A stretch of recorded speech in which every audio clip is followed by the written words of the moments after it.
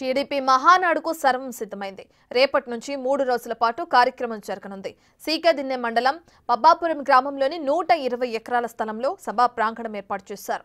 Jagan ఇలాకాలో TDP Mahanadu నిర్వహించడం ఓ స్ట్రాటజీగా కనిపిస్తుంది. దీనికి సంబంధించిన మరిన్ని వివరాలని మా ప్రతినిధి దామోదర్ అందిస్తారు.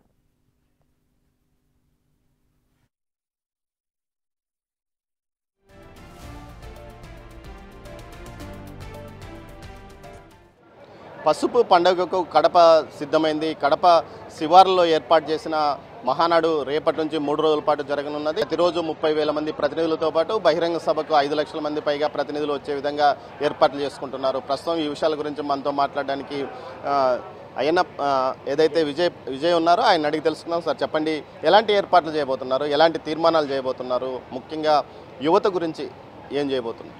కార్యకర్తలు కూడా ఏమైతే ఇబ్బంది పడ్డారో ప్రీవియస్ 5 ఇయర్స్ రెజీమ్లో ఆయన పాలనలోనే రాక్షసత్వ పాలన చేసిన తర్వాత కార్యకర్తలు ఇబ్బంది పడుతుంది. దాని మీద కూడా రిజల్యూషన్ తీసుకురావడం జరిగింది.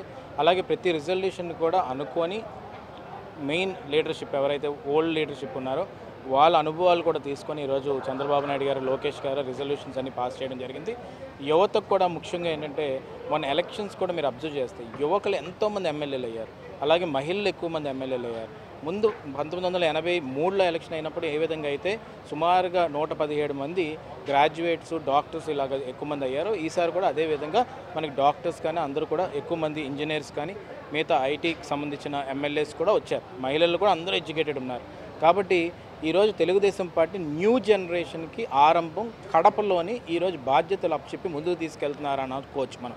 ఎందుకంటే కడప గెడ్డ అనేది ఇక్కడ మహానాడు చేయడం కానీ, పసుపు జెండా రెపరెపలాడించడం కానీ మొత్తం మీరు చూసుకుంటే చరిత్రలో ఎప్పుడు జరగలేదు. ఫస్ట్ టైం జరుగుతుంది. కష్టపడిన కార్యకర్తలు ముందుకు తీసుకెళ్ళడం, అలాగే రిజిస్ట్రేషన్ కౌంటర్ దగ్గర ఆఫ్లైనే కదా ఆన్లైన్ రిజిస్ట్రేషన్కి యాప్ తయారు చేసి ప్రతి ఒక్కరు కూడా ఇబ్బంది కలగకుండా అందరినీ తీసుకొచ్చి కూర్చోబెట్టాలని చెప్పి ఈరోజు పెట్టడం జరిగింది. ఆ బాధ్యతని ప్రతి ఒక్కరు కూడా నిర్వహిస్తున్నాం.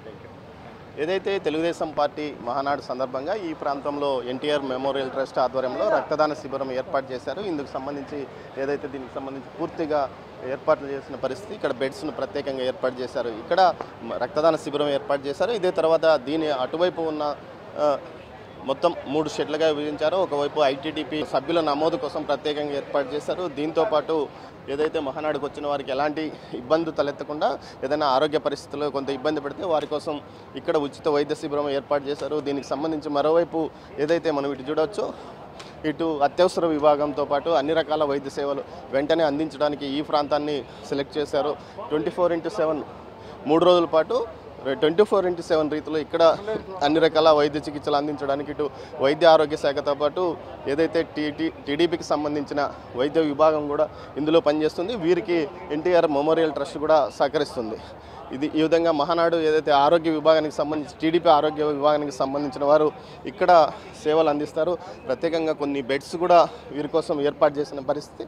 మరోవైపు ఈ ప్రాంతం మొత్తం, ఇటు వస్తున్న ప్రాంతం, ఈ ప్రాంతం మొత్తం ఈసారి డిజిటల్ టెక్నాలజీతో ఛాయాచిత్ర ప్రదర్శన. గతంలో ఏదైతే శ్రీపతి రాజేశ్వరరావు వారి కుటుంబ సభ్యులు ప్రతి మహానాడులోనూ ఫొటోస్ డిస్ప్లే చేసేవారు ఎన్టీఆర్కి సంబంధించి, అతని సినీ రంగానికి సంబంధించి, రాజకీయ రంగానికి సంబంధించి. కానీ ఈసారి అత్యాధునికంగా డిజిటల్గా ఇక్కడ ఎన్టీఆర్కి సంబంధించి, అదేవిధంగా రాజకీయంగా ఇటు చంద్రబాబు నాయుడు, వీరితో పాటు అదేవిధంగా నారా లోకేష్కి సంబంధించిన పాదయాత్ర విశేషాలు మొత్తం ఇటు 3 తరాలకు సంబంధించిన ఛాయాచిత్ర ఎగ్జిబిషన్ కానీ ఈ ప్రదేశంలో డిజిటల్గా ప్లే చేయడానికి అన్ని ఏర్పాట్లు చేశారు.